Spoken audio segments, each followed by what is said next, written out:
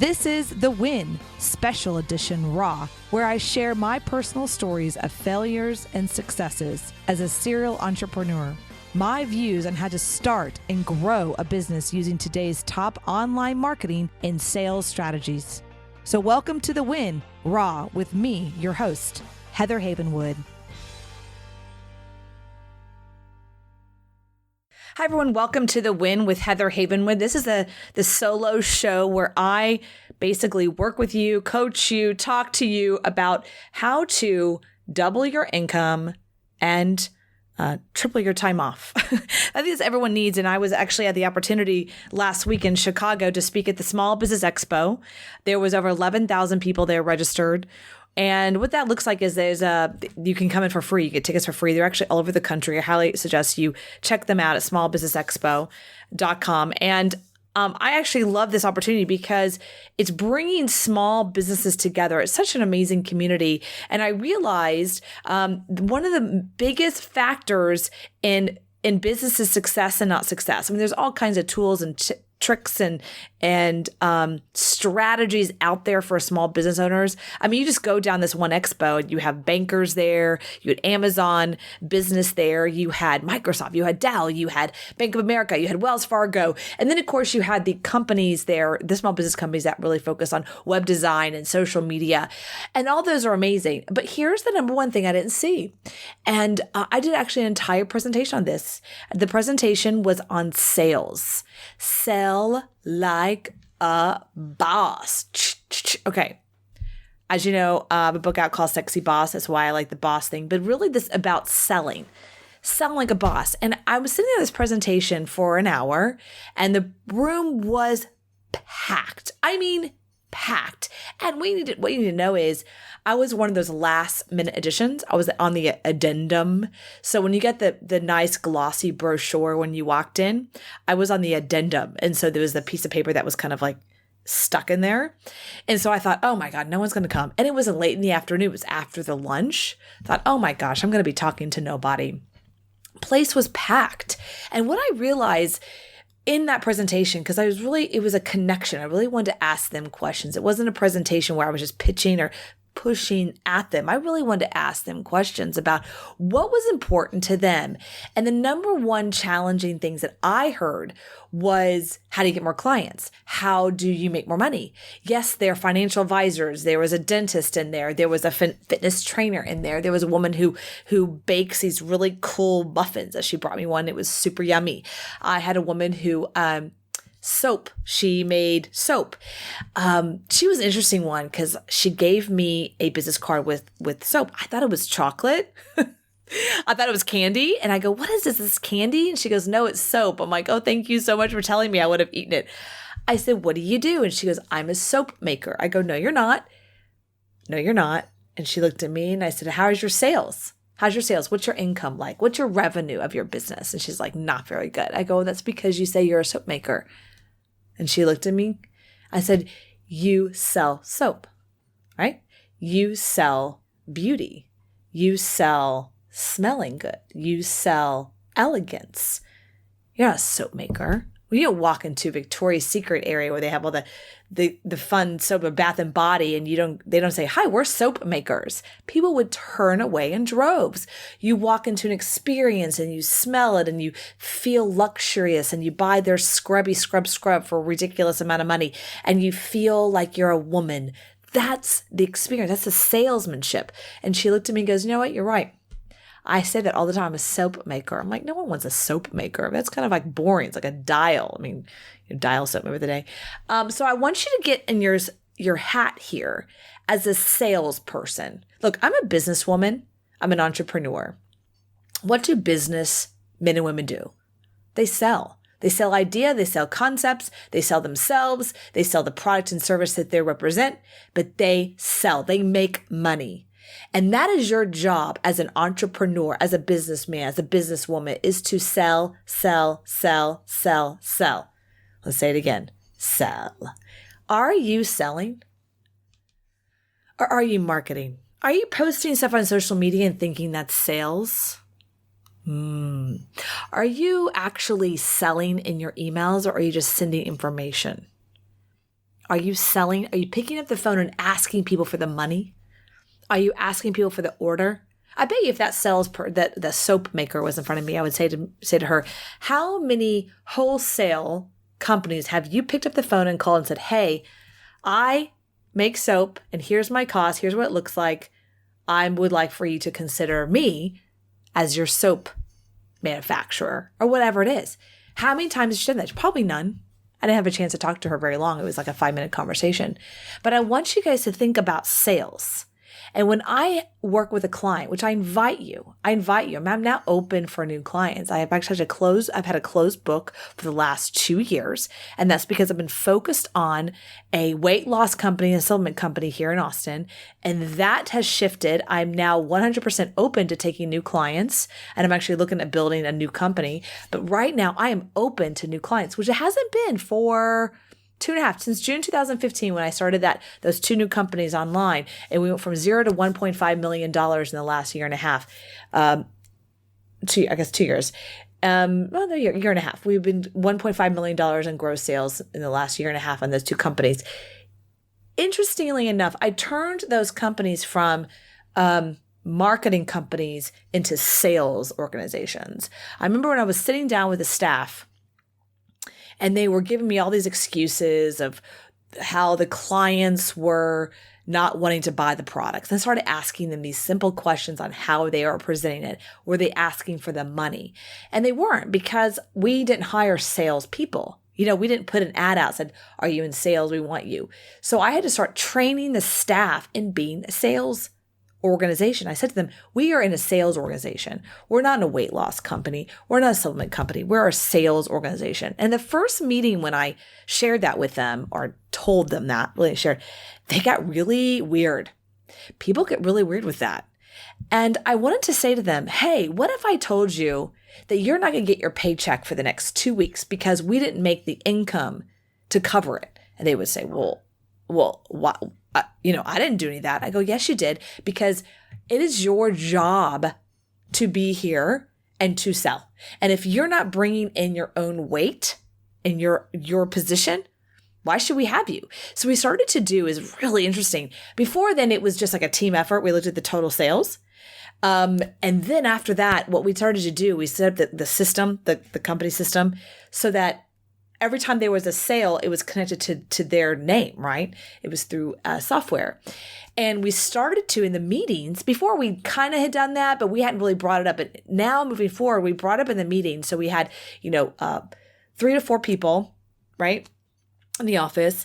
And in every monthly meeting, it was not quarterly, monthly meeting, we sat down and we said, okay, employee A, you sold X amount. Employee B, you sold X amount. And we saw this massive difference. We started to see there's one person in the company that was bringing in 80% of the revenue, right? And we started to say to the other 2, hey, by the way, you brought in X, and to cover your hourly salary, we pay them hourly, you just cost us 3X. So we pay you 3X or 4X, and you brought in 1X.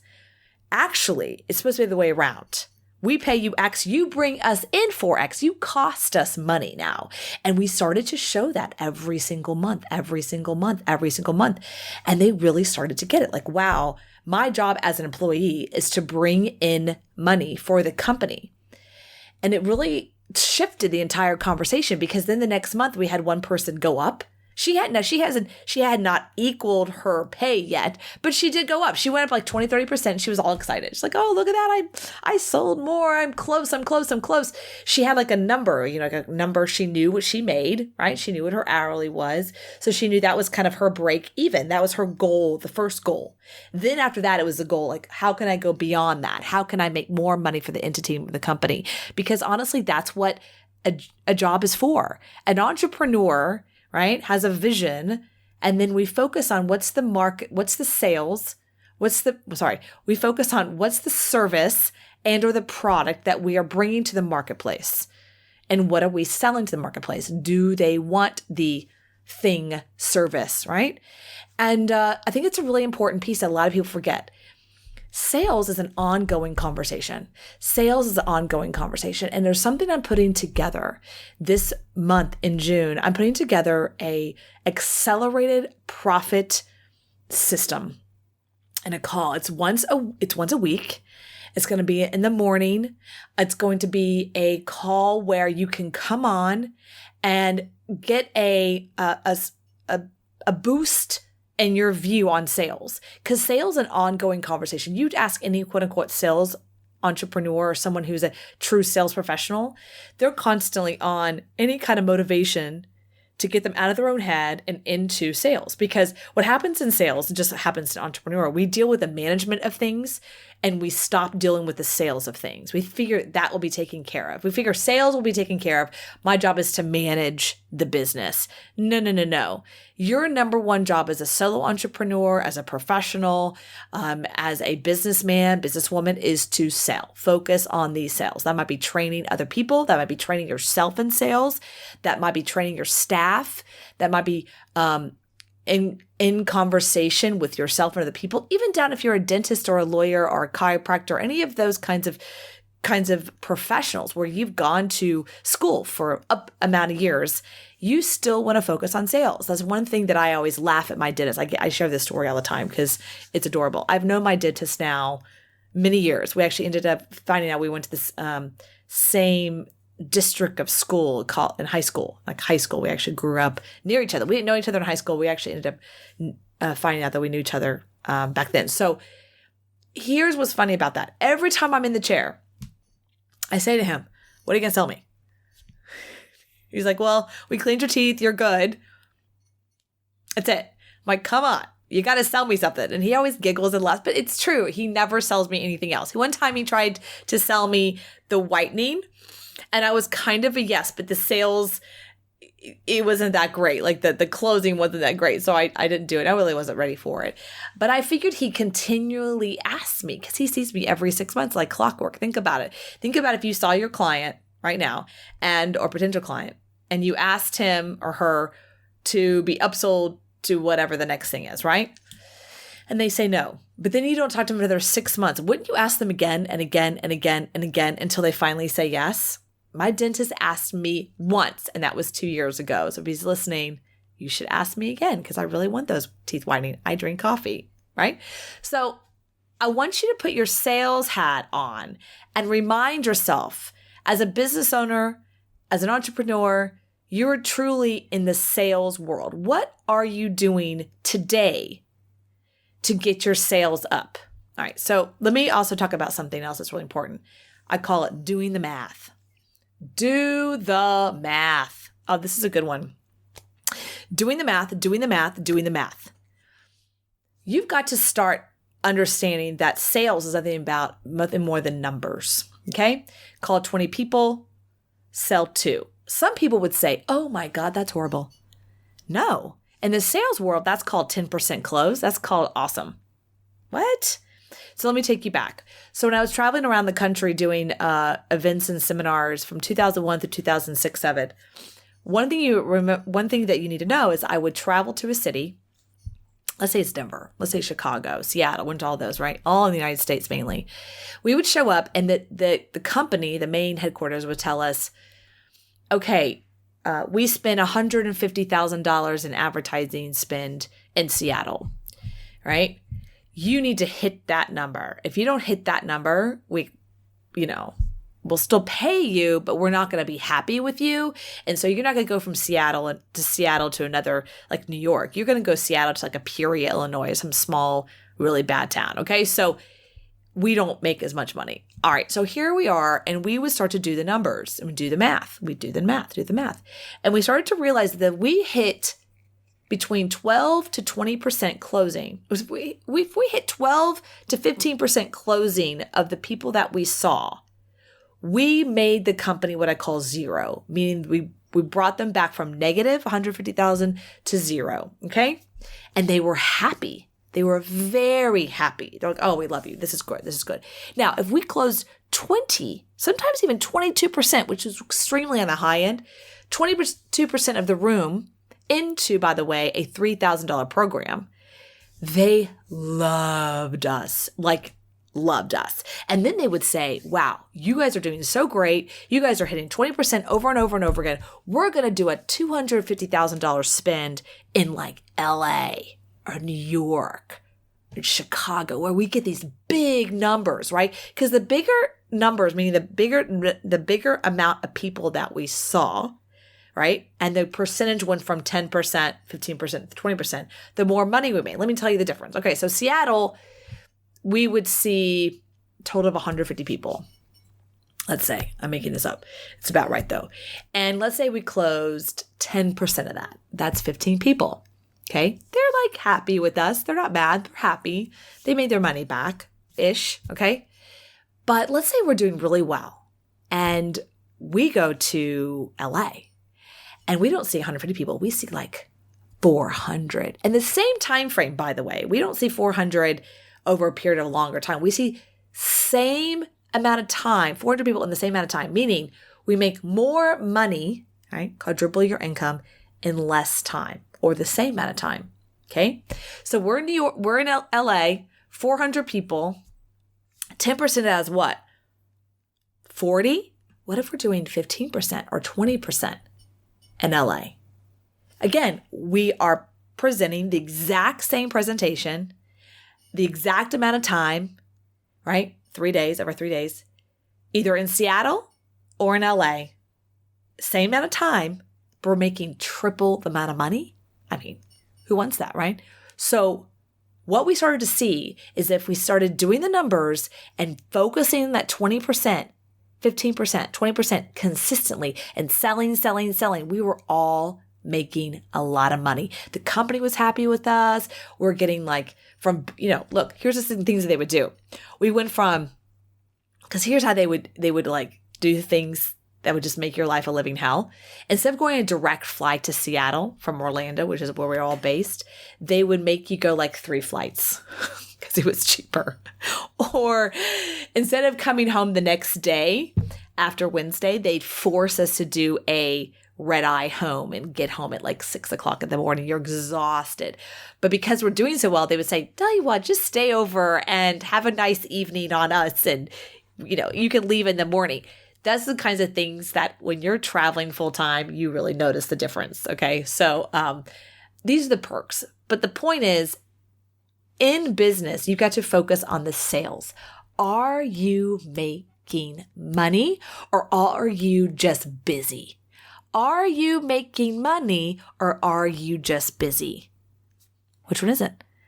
Sell, sell, sell, sell. If you want some inspiration, the Wolf on Wall Street. God, I love that movie.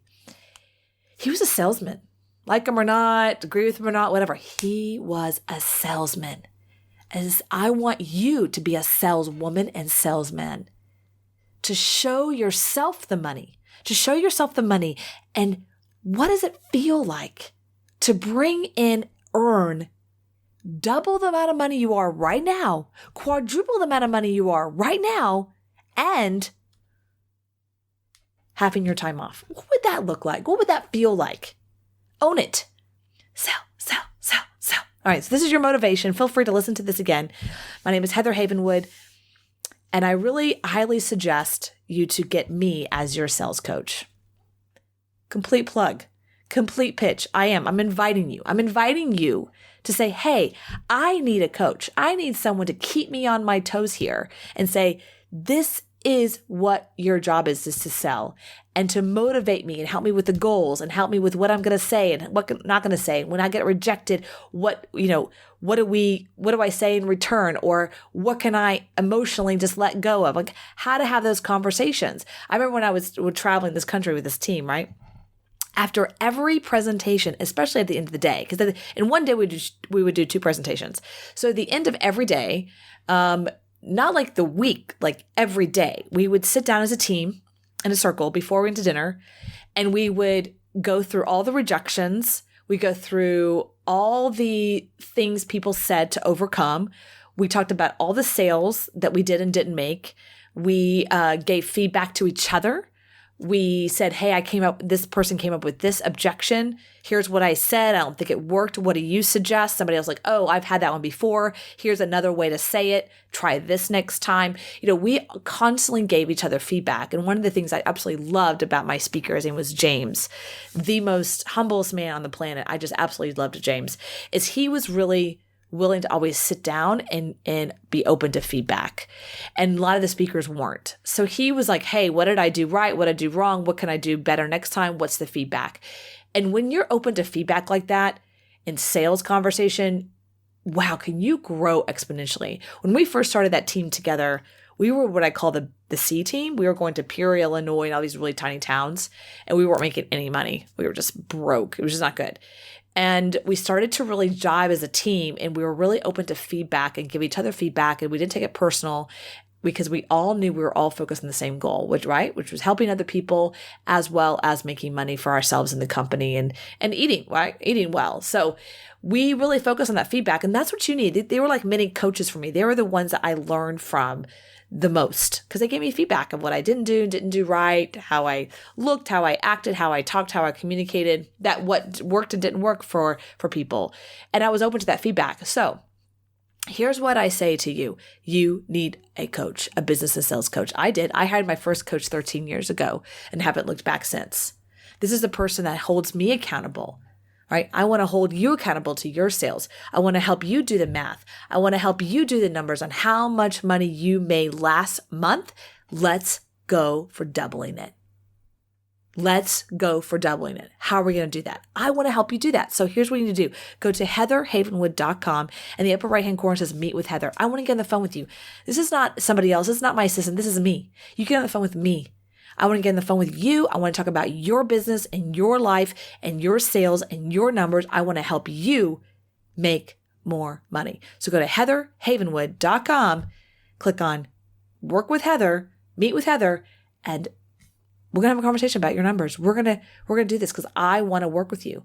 I want to help you make more money and less time off. All right, everyone, this is Heather Havenwood. This is, you can check out me at the Raw, online, YouTube, Heather Havenwood. I'm also on Biz Talk Radio and a bunch of other places, but I just want to shout out to you. Remember, you are a sales organization. Even if it's just one person, you're a sales organization. So go after it. Sell like a boss, baby.